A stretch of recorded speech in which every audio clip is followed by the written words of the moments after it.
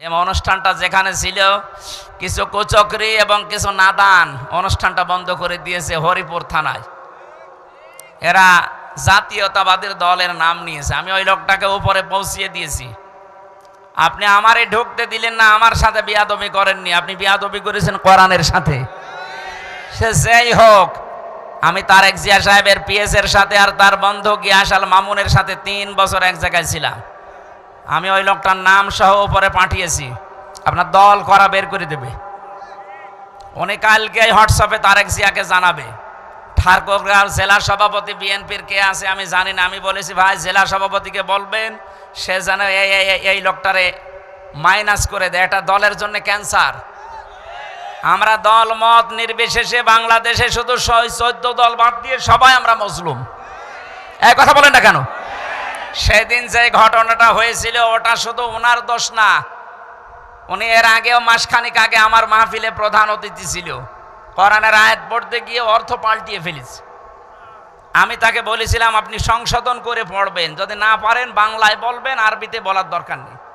পরে আবার ওইটাই করিস। আমি ওই সময় সংশোধনের জন্য, কারণ কোরআন শরীফ উল্টা পাল্টা পড়লে তার ইমান চলে যায়, কারণ অর্থ পাল্টিয়ে যায়। উনি উল্টা বুঝে আমারে ওই দিন রিয়াক্ট করিস। যাই গোটা মিটে গেছে। আমি বললাম উদ্বুদ্ধ করার জন্য যে আপনি কোরআন শরীফ শুদ্ধ করে পড়েন, কাজ হবে। এটা ওনার আর আমার বিষয়। আর সামসাগিরি করতে যে আপনার জীবনটা আপনি নষ্ট করলেন। কোরআনের বিরুদ্ধে যারা ডাইরেক্ট ইনডাইরেক্ট লেগেছে আল্লাহ একটাকেও ছাড়ে নাই। আমি তো এখন দেখতে পাচ্ছি একটাকেও আল্লাহ ছাড়ে নাই। আর আমি ছোট মানুষ, বয়স কম, ছোট হুজুর, এই কারণে ওরা কিছু মনে করে না। আরে ভাই আমি মানুষ ছোট, আমার হাত অনেক উপরে আছে, আমার আল্লাহর সাথে লাইন আছে। মুসাফির অবস্থায় আছি, মাজলুম অবস্থায় আছি, বর দোয়া করতে বাধ্য করবেন না। আপনি কোরআনের এই আলোচনাটা এতদিন ওদের সব কমপ্লিট বন্ধ করে দিলেন কোন কারণে? কোরআনের অনুষ্ঠানে যারা কোরআনের প্রচারে বাধা দেয়, কোরআন জানিয়েছে তারা জারুর সন্তান। আপনি কি আপনার জন্ম নষ্ট করে ফেললেন? আপনার বাবা হয়তো আপনাকে জন্ম দিয়েছিল, কিন্তু কোরআনের পেছনে লেগে নিজের জন্ম এখন বিতর্কিত করে ফেললেন। আমি সত্যিই কিন্তু জানিয়েছে যে কোরআন আমার সামনে।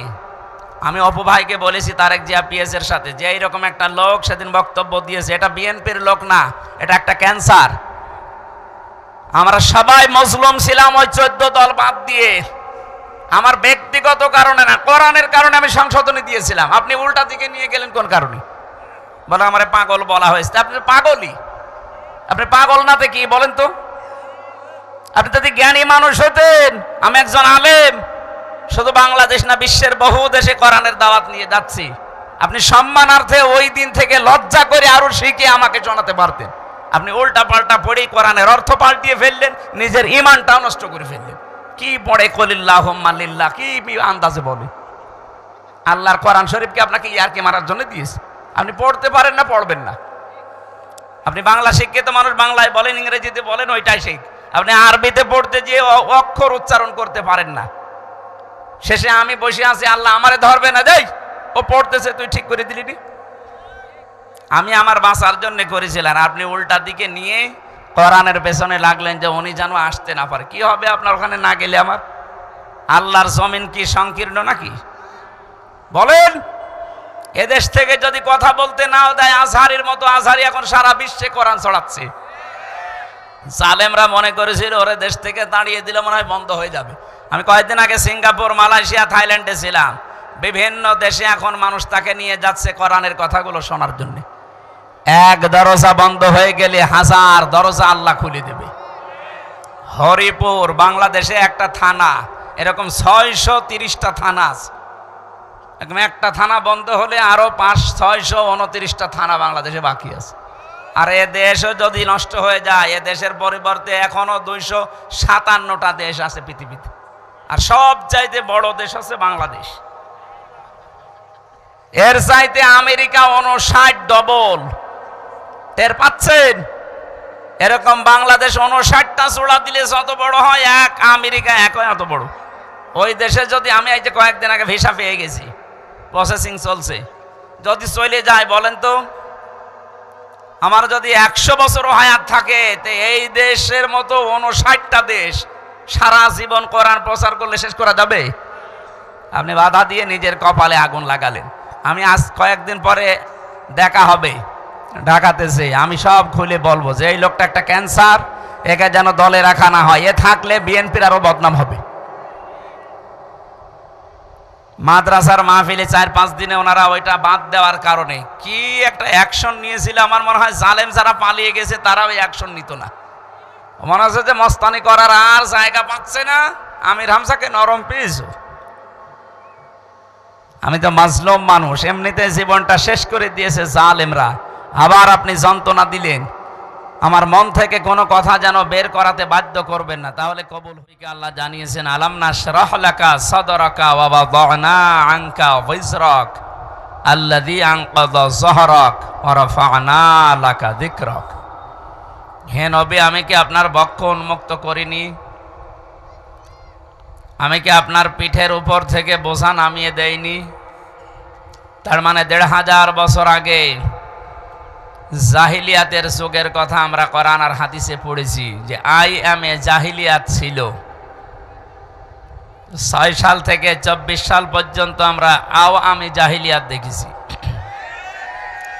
শব্দ প্রায় একই, আইএমএ আওয়ামী, আর বাকিটা তো ঠিকই আছে জাহিলিয়াত। ওনারা ঘোষণা দিয়েছিল আমরা ক্ষমতায় যেতে পারলে মদিনার সনদ দিয়ে দেশ চলবে। সনদ দিয়ে চলেছে, মদিনার না, মোদির। মদিনার সনদ বাদ দিয়ে চালিয়েছে মোদির সনদ। এখানে যে বিশাল পাথর ছিল আমাদের বুকের উপরে, আমাদের এই কণ্ঠনালী পর্যন্ত চেপে ধরেছিল। এই যে কথা বলা, এই যোগ্যতা আমাদেরকে দিয়েছেন যিনি পালিয়েছে উনি না, মানে এদেশে যাই হয়তো সবই তো বলতো আমি দিয়েছি। এ মোবাইল কে দিয়েছে? আমার মনে হয় এই সমস্ত কথা শয়তান শুনতো আর মনে মনে হাসতো যে কি গো, একটা কথা হইল, বাবার টাকা দিয়ে মোবাইল কিনে আর বলে মোবাইল আমি দিয়েছি। খালাকাল ইনসান আল্লামাহুল বায়ান, আল্লাহ বলেন মানুষ আমি বানিয়েছি আর মানুষকে কথা বলার শক্তি আমি দিয়েছি। এই কথা বলার শক্তি যারা কেড়ে নিয়েছিল আল্লাহ রাব্বুল আলামিন তাদের এখন সব কিছু কেড়ে নিয়েছেন। আন্তর্জাতিক অপরাধ ট্রাইব্যুনাল বানিয়ে বহু মানুষকে বিনা কারণে আপনি দুনিয়া থেকে বিদায় করেছেন। আজকে দেখতে পাচ্ছেন সেই ট্রাইব্যুনালে গণহত্যার দায়ে অন্তত আজকে 13 জন আসামি হাজির করা হয়েছে। তা আসলটা তো পালিয়ে আছে। ইন্টারপোলের মাধ্যমে শুনলাম নিয়ে আসার চেষ্টা আছে। ডক্টর ইউনূস কালকে ঘোষণা দিয়েছে যেভাবেই হোক আমরা ফিরিয়ে নিয়ে আসব। এমনি অনেক বলছেন মুরব্বী মানুষ, ও কি করবে মানে বয়স 84 না 94 বছর হলেও জাতে মাতাল, তাহলে ঠিক আছে। একবার বলেছিল না যে পদ্মা সেতু থেকে শুধু এই একটু চোবাবো, সেই কথা ওনার মনে আছে। আমাকে চোবাতে চেয়েছো, আমি কিভাবে চোবাই দেখো। ডোনাল্ড ট্রাম্প আসার কারণে অনেক মানুষ একটু গর্ত থেকে মুখ বের করেছিল যে চলে এসেছি মানে আর 24 সালের 5 আগস্টের আগে দেশ আর নেই। 24 সালের 5 আগস্ট পার হয়ে এখন সে অক্টোবর নভেম্বরের 18 তারিখ চলছে। অনেক পরিবর্তন হয়ে গেছে। এ জাতিকে আর আপনি উল্টা পাল্টা দিয়ে দাবিয়ে রাখতে পারবেন না। বিশ্বের মানুষকে এখন বিভিন্ন জায়গায় কথা ছড়াচ্ছে যে আমি নির্বাচিত ছিলাম, আমাকে উৎখাত করা হয়েছে। এটা ডাহা মিথ্যা কথা। আমার মনে হয় 20 শতাব্দীর সবচাইতে বড় মিথ্যাচার এইটা। আপনি নির্বাচিত ছিলেন, এটাকে যদি ঘোড়া কেউ বলেন ঘোড়াও হাসবে। এটা কথা বললেন, কিসের নির্বাচিত? এ 15 বছরে তো নির্বাচনই হয়নি। ঠাকুরগাঁওবাসী বলেন তো, যে বিষয়ের মাধ্যমে মানুষ নির্বাচিত হয় ওর নাম নির্বাচন। ওর নাম কি? নির্বাচন না হলে আপনি নির্বাচিত হলেন কি করে? তার মানে এই কথাটা মিথ্যা কথা।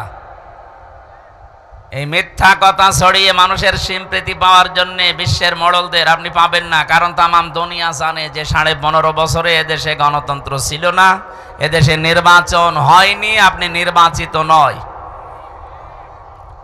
এই মিথ্যা ছড়িয়ে আমাদের দেশের বদনাম যেন আর না করা হয়। কারণ বিশ্বের মানুষ ভাববে বাংলাদেশে যারা বাস করে এর মতো মনে হয় মিথ্যা কথাই বলে। কি আমি রমজানে ওমরায় ছিলাম, মদিনা থেকে একটা গাড়ি ভাড়া করলাম, এক লোকের বাড়ি ওনার মদিনাতে, স্থানীয় বাসিন্দা। বললাম ভাই আমি বদরে যাব, আমারে নিয়ে চলেন। ওনার যে ভাষা ওই দিয়ে বললাম, ইয়া আখি, হে ভাই আমি যেতে চাই, সাহাব চলেন আপনি। উনি আমারে বলছে, ইয়া হাজিউল হজ্জা তাই না বিলাদুকা, হাজি দেশ কোথায়? যে তুমি বাংলাদেশ। যেই বলেছি বাংলাদেশ, বলছে হারামি। হ্যাঁ আপনি গালিদের মানে? আমারে ওনার ভাষা দিয়ে বলছে, ইয়া আখি, হে ভাই আপনাকে আমি বলি না, আপনার দেশে যে আছে ওই মহিলারে বলিস। হ্যাঁ বলেন, আপনি বলেন, আমি আরো 2 লাইন বেশি করে বলছি। ঘৃণিত বানিয়ে দিয়েছে, কারণ জালেম যারা তাদের প্রতি সৃষ্টি জগতের একটা আলাদা ঘৃণা তৈরি করে। কে? বলেন বলেন। এর বিপরীত যেটা আছে মাজলুম, মাজলুমদের প্রতি আল্লাহ নিজে একটা মহব্বত তৈরি করে দেয় সৃষ্টি জগতের ভেতরে। এই জন্য আমি 3 বছর জেলে থাকাকালীন যতবার কোর্টে হাজিরা দিতে এসেছি, মাথায় আমার দড়ি বান্ধা ছিল। এই যে পুলিশ, এনারাই আমারে নিয়ে যেত না, উনি নাই, ওই রকমই ধরেন। কিন্তু মানুষজন যখন দেখতাম কান্নাকাটি করতো আদালত চত্বরে, অনেক মহিলা 1-1.5 কিলোমিটার শুধু দৌড়িয়েছে প্রিজন ভ্যানের পেছনে, বলছে হুজুর কোনো চিন্তা করবেন না, আমরা বিশ্বাস করি আপনি এই দোষ করেননি। তারা কান্নাকাটি করতো, সিম্পিতি দেখাতো, এটা তৈরি করে দিয়েছে কে? আর এখন ওনারা কোর্টে উঠতেছে। আজকে পলক সাহেবকে দেখলাম, বলছে দোয়া করেন। কিসের দোয়া? আপনি দোয়া মানেন? হ্যাঁ আপনি দোয়া করতে বলেন মানে কিসের দোয়া করবো আপনার জন্য? আপনি দোয়ায় বিশ্বাস করেন না। যারা আজ উঠতেছে আপনি তাদের দিকে তাকান, কি নজরে তাকাচ্ছে মানুষ তাদের দিকে, কত টিটকারি মস্কারা, এবং কেউ কেউ পচা ডিম মারতেছে। এমনকি আমার কুষ্টিয়ার একজন ইনু, ওই মানুষকে আমার মনে হয় এলাকায় ওরা নুনু বলে ডাকে। হাসানুল হক ইনু বলে না, বলে হাসানুল হক নুনু। ওই হর্ষায় বাদ দিয়ে দন্তন্নয় ওষুধ দিয়ে দিয়েছে। ওনারে একজন দেখলাম একটা লাথি দিয়েছে। সম্মানিত ভাইরা, আমি যেটা বোঝাতে চাচ্ছি, এই মিথ্যা কথা ছড়িয়ে এই দেশকে বিশ্বের সামনে আর মিথ্যাবাদী প্রমাণ করবেন না। আপনার উপরে আমাদের এই দাবিটা আছে। কোনো কথাই তো শোনেননি 15.5 বছরে, এইটা অন্তত রাখেন। কারণ আপনি একটা হাসি মানুষ, মিথ্যা কথা বললে কেমন হয় না? আল্লাহ বলেন আমি নির্বাচিত করেছি তোমাদেরকে। নির্বাচিত করেন কে? কি পদ্ধতিতে নির্বাচন? বলেন বলেন। নির্বাচিত করা হয় মানুষদেরকে যেই পদ্ধতিতে, তার নাম নির্বাচন। সেই সিস্টেমটা যেহেতু আপনি বন্ধ করে দিয়েছিলেন, আমরা আবার ওই সিস্টেমে দেশে নিয়ে আসতে চাই। আগামীতে যারা আসবে তারা যেন নির্বাচনের মাধ্যমে নির্বাচিত হয়ে আসে, নাকি দিনের ভোট রাতে করে আসবে। এই জন্যই তো উপদেষ্টাদেরকে আমরা সম্মানজনক সময় দিতে চাচ্ছি, যে আপনি সংস্কার করেন, খুব তাড়াতাড়ি এই জঞ্জালগুলো মুক্ত করে জায়গাগুলো পরিষ্কার করে নির্বাচনের মাধ্যমে নির্বাচিত একটা জনপ্রতিনিধির হাতে দেশটা তুলে দিন। তাহলে ওই জালেমদের সব নড়াচড়া বন্ধ হয়ে যাবে। এখনো যেগুলো হচ্ছে, অনেকে এখনো আশায় আছে, না আমার আপা আসতেছে। কিসের আপা? পৃথিবীর ইতিহাস 850 বছর আগে লক্ষণ সেন পালিয়েছিল, আজও ঘুরে আসেনি, কব্বরে চলে গেছে। কথা বলছে না কেন? এই জন্য যারা পালিয়ে যায়, পৃথিবীর ইতিহাস এইটাই বলে, তারা আর কোনোদিন ফিরে আসে না। আসলে জনগণ পিটিয়ে মারবে কুকুরের মতো। কারণ মানুষের ভেতরে আল্লাহ ভয় তৈরি করে দেয়। যারা মানুষের অধিকার নষ্ট করে, যারা রক্তের সম্পর্কগুলো ছিন্ন করে, যারা মানুষের পোশাক আশাক কেড়ে নেয়, যারা দ্বীনের পথে সত্যের সাক্ষ্য দিতে মানুষকে বাধা দেয়, এই মানুষগুলোকে আমার আল্লাহ ভয় ভয় এবং ভয় দিয়ে ঢেকে রাখে।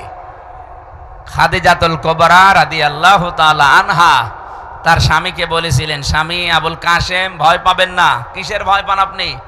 ইন্নাকা লা তাসিলুর রাহিমা, আপনি তো রক্তের সম্পর্ক ঠিক রাখেন, আপনি ভয় পান কেন? অথচ বাস্তবে আমরা কি দেখেছি, এদেশে আমরা কেউ তাকে ভাবি বলতাম, কেউ আপা বলতাম, কেউ মা বলে ডাকতাম, একটা সম্পর্ক ছিল। অথচ তিনি পালিয়ে চলে গেলেন ভয়ে, আমাদের সব সম্পর্ক মাঠে মারা গেল। আপনি কথা বোঝেন? অন্তত আমার বাড়ি খুলনা বিভাগে, আমরা ভাবি বলে ডাকলেও রংপুর বিভাগের মানুষ তো অন্তত আমরা আপা বলতাম, আপনারা ভাবি বলতেন না? আপনাদের ভাবি না?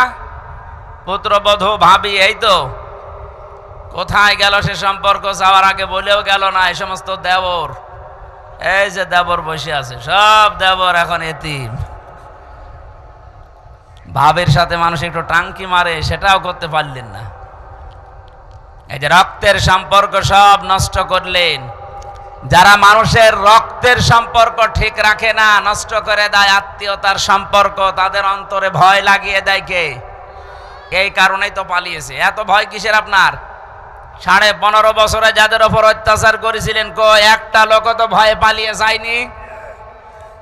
আপনার কিছু হয়নি, কেবল শুরু, আর আপনি ভয়ে পালিয়ে গেলেন। মানে তার মানে বোঝা যাচ্ছে এই হাদিস অনুযায়ী আপনি আত্মীয়তার সম্পর্ক ঠিক রাখেননি, সব নষ্ট করে ফেলেছেন।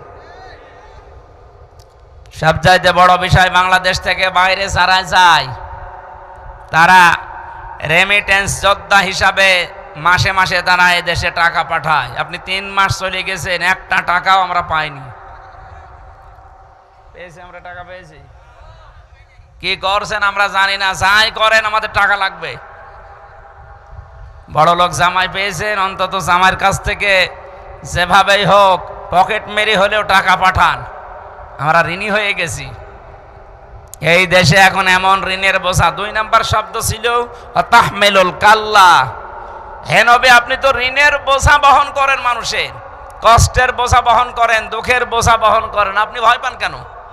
পৃথিবীতে যারা মানুষের বোঝা বহন করে দেয়, সে কষ্টের হোক, ঋণের হোক, দুঃখের হোক, তাদের ভেতর থেকে আল্লাহ ভয় দূর করে দেয়। আর এমন ঋণ দিয়ে গেল, এমন কষ্টের বোঝা এ দেশের মানুষকে দিয়ে গেছে।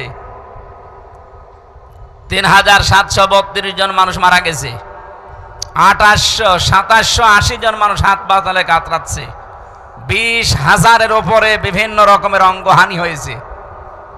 বলেন, এই যে মানুষগুলো যারা পড়ে আছে হাসপাতালের বেডে, এরা তার পরিবারের কাছে, তার মা বাবার কাছে, ভাই বোনের কাছে, সমাজের কাছে, দেশের জন্য এখন বোঝা না?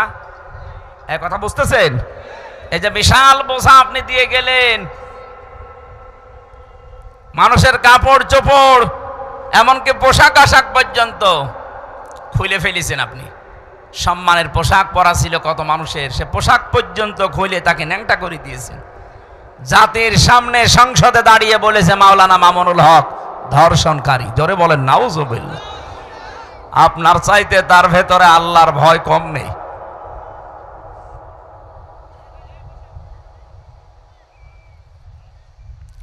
অতঈনু আলা নাওয়াইবিল হক, আপনি সাহায্য করবেন হককে প্রতিষ্ঠার জন্য, করেননি। হক আরো যেন বিদায় হয় সেই ব্যবস্থা করে ফেলেছিলেন। এই জন্যই যত রকমের ভয় আল্লাহ মানুষের উপরে চাপিয়ে দিয়েছে। তাহলে হাদিস থেকে আমরা বুঝলাম, যারা মানুষের আত্মীয়তার সম্পর্ক ঠিক রাখে না, সম্পর্ক যারা ঠিক রাখে না, এ বাংলাদেশে এরকম মানুষ নেই? বলেন বলেন। এখানেও কত মানুষ বসে আছে যারা নামাজ পড়ে 5 ওয়াক্তের জায়গায় 6 ওয়াক্ত তাহাজ্জুদ মিলে, রোজা রাখে, হজ করে এসেছে, দান সাদগাও করে, কিন্তু আপন ভাইয়ের সাথে কথা বলে না। এরকম মানুষ যদি থাকেন হাত তোলেন তো। ও, এই এলাকা তো সব ভালো মানুষ বাস করে, আমি জানতাম না। ঠিক আছে ভাই, আমার ভুল হয়ে গেছে, আমি সরি। যদি কেউ থাকেন এরকম দুনিয়ার কোন স্বার্থ নিয়ে মারামারি করে ভাইয়ের সাথে সম্পর্ক নষ্ট করে ফেলেছেন, বোনের জমি দেওয়া লাগবে বলে বোনের সাথে কথা বলে না, কথা বলে না কেন? আপনি নামাজ পড়েন, রোজা রাখেন, যাই করেন, হজ করে আসেন, আপনার হজ বাংলাদেশে আসেনি, জেদ্দার বিমানবন্দরে পড়ে আছে। সুতরাং এগুলো যারা করছেন এক্ষুনি জীবনকে পাল্টাবেন, নয়তো যত রকমের ভয় কিন্তু আল্লাহ আপনার ভেতরে দিয়ে দেবে। রাতের বেলা টয়লেটে যাবেন, তাও ভয়ে যেতে পারবেন না। আমি একবার নাটোর থেকে বাড়ি যাচ্ছিলাম, নাটোর পুলিশ গাড়ি থামিয়ে বলছে, হুজুর গাড়ির সামনে মুফতি আমির হামজা লেখা আছে, এই জন্য গাড়ি থামালাম। কেন? ফু দিয়ে দেন। কিসের ফু? ডিউটি করছিলাম, হঠাৎ দেখলাম এই তাল গাছের ভেতরে কি যেন নড়ে উঠল। না, এ ফু দিয়ে হবে না, আপনি হয়তো কারো অধিকার নষ্ট করছেন, আপনার দ্বারা কোনো মানুষের হক নষ্ট হচ্ছে। আপনার দ্বারা যে সম্পর্কগুলো ছিল, হয় আপনার ভাইয়ের নাই, বোনের নাই, ছেলে মেয়ের নাই, যে কোনো আত্মীয় স্বজনের সম্পর্ক হয়তো নষ্ট হয়ে গেছে, এই জন্য আল্লাহ আপনার ভেতরে ভয় তৈরি করে দিয়েছে। আমি শুধু পুলিশকে বলি না, সবাইকে বলছি, যার সাথে যার রক্তের সম্পর্ক আছে এটা কিন্তু নফল না, এটা ফরজ। বিশ্বনবী বলেন, আল্লাহ সব কিছু তৈরি করার পর এই যে রেহেম, যেটা রক্তের সম্পর্ক, আত্মীয়তা, এটা আল্লাহর পা চেপে ধরেছিল। ডাক দিয়ে বলে, মাবুদ তুমি আমার সম্পর্কে তো কিছু বললে না, সবার সম্পর্কে কম বেশি তুমি কিছু বললে, তে আমি কি আমার সম্পর্কে কিছু বলবা না? আল্লাহ পাক বলেন, শোনো, তোমার সাথে সম্পর্ক যারা ঠিক রাখবে, আমি আল্লাহ তাদের সাথে সম্পর্ক ঠিক রাখবো।